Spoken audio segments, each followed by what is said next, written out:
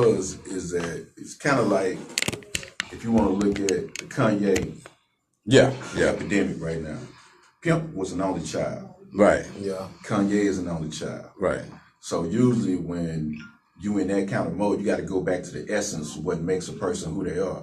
And usually only kids are looking for role models. Right. Looking for somebody to follow. So if you look at Pimp's situation, he never started out on his own. It was always under somebody. He was under Russell with Big Time. Yeah. Then he left from Russell and went to, Lil J or whatever. He always had to have somebody versus his own boss, right? Yeah. So like the time when he got into it with Master P, he dissed us on the song and dissed Master P on the song at the same time.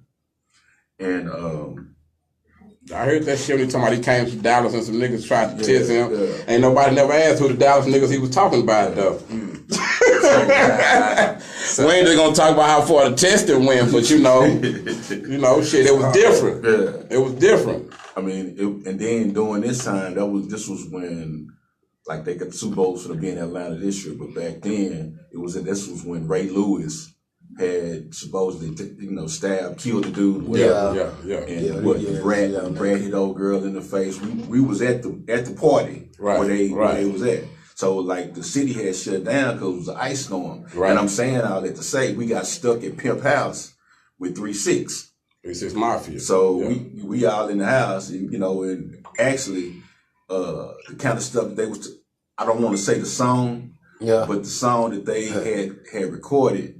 Most of Pimp's verse came from us just sitting around talking. And Kimbo just talking about, bitches and shit. Just being me. Yeah. So, man, what you say again? Man, say that boy, man, what you talking about? And so he went in the mic and bust everything that the nigga was talking about. I mean, everything. Yeah. First I was like, say, man, but then I took it like admiration. Like, okay, maybe it's out of respect, you know what I'm saying? But that's when he said, I started peeping. Oh, okay. He done went and found some people from Dallas, same way the Crooked Eye nigga did. Yeah. Nigga, I come back, Crooked Eye, shout out to Crooked Eye, man. Yeah. Cold lyricist, but it fucked me up. And we meet the Cali niggas, I leave one day, they cool. Next day we come back, niggas slide up on me and tell me, oh, Kimbo out the Grove, nigga, I know who you is. Nigga, I got people out of North Dallas. They told me you the real deal. I'm like, say, man, it's crazy, but people do their homework on you like that, though. Cause I guess in the industry, you gotta do that, make sure you ain't around no snake or no shit, Yeah. But that was weird, like, if you did the homework on me and you feel like I'm good people, I'm a good dude, I'm about what you about. Like, my thing was, I was finna go to jail at that time for drug charge. Yeah. Like, we was trying to pay lawyers and shit, trying to get me off of it. Or shit, Lil J was trying to help out every motherfucking thing, but I had to go. So this was my thing. This was my whole conversation with Pimp, man. Hey, fam, I know I got this rap shit, my nigga. And I'm not acting. I tell him, my nigga, I've been doing this I talk like I rap. For real. I'm talking to this nigga like I know I can sell some albums, bro, but I got this time going on. I'm trying to figure out how to make this transition from this street shit to this rap game, bro. Mm-hmm. I don't want nothing from you. Just help me do that. But at the time, I didn't realize his situation. Yeah. So I think if he would have been in a better situation, he probably could have. Yeah. And then let me say this: dude was a cool dude. Right. And so we had did business for like before this time, we had did business probably for like probably 8-9 years. Right. Prior to that.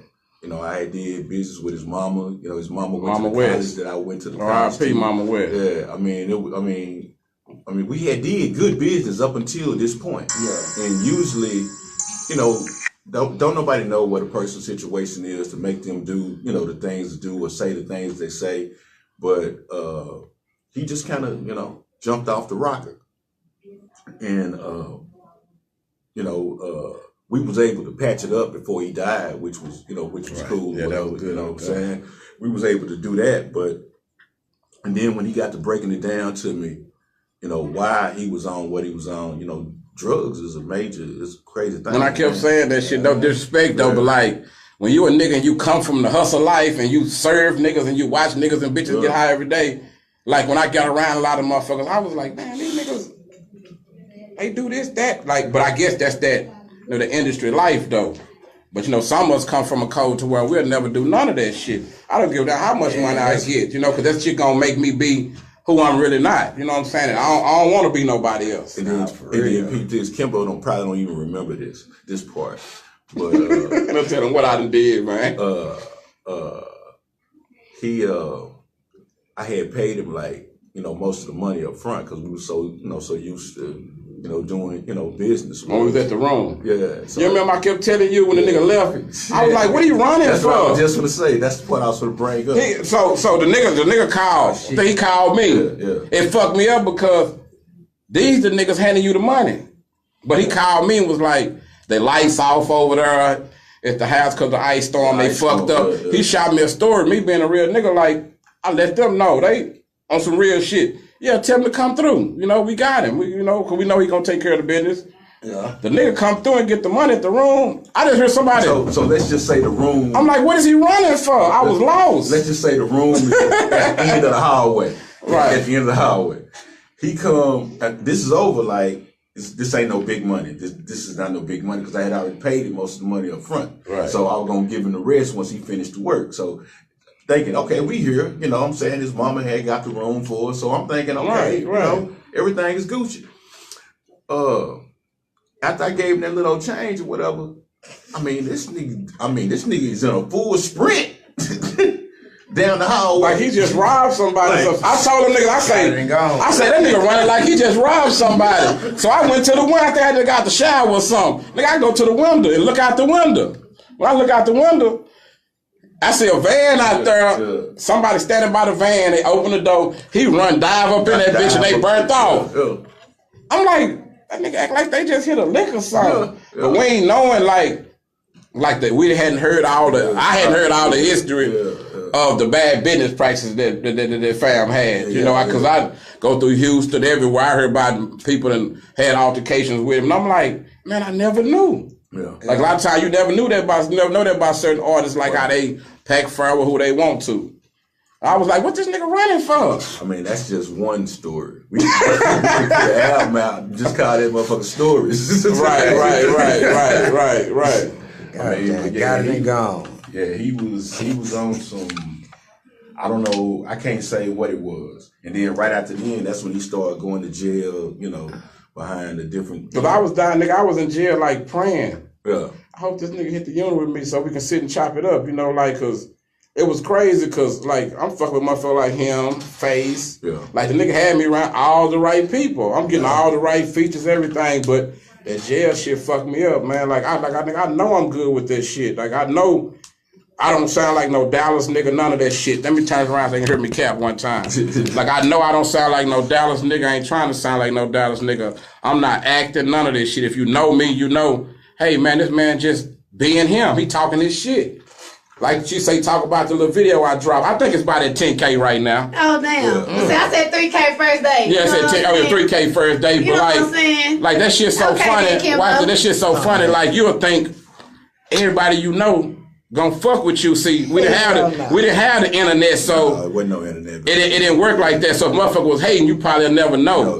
But that shit's so funny, my nigga. Some people, I ain't gonna say no names to give them no shine, but it fucked me up. Some funny looking motherfuckers share my shit and put laughing faces talking about what the fuck. Hey, it's just some game over your head, baby. That's all. And that's the thing I used to always. But they listen to Blueface. What's the little dude name? The new dude, Blueface. That's my nigga, Blueface. Blueface rap. I used to rap. Used to tell me to slow down. Nah, for real. I wasn't talking clear and shit. For real, Blueface. That nigga. That's my nigga. I would always tell Kilbo, I'm like, say, dog, you ain't no rapper, dog. You a game spitter. Right. Just spit that game. So whenever he would, from that point on, whenever he would write, for instance, when we was in the studio with Daz now, he wasn't even sure, how you just gonna go in the studio and just lay something or whatever. Right. He wasn't even sure about what he was gonna lay. He was just trying something out. Right. So the first 3-4 words. Right. He said, drop 444. Now block 444. Block area code 214. And the Grove is what I'm repping 75117. Say. California.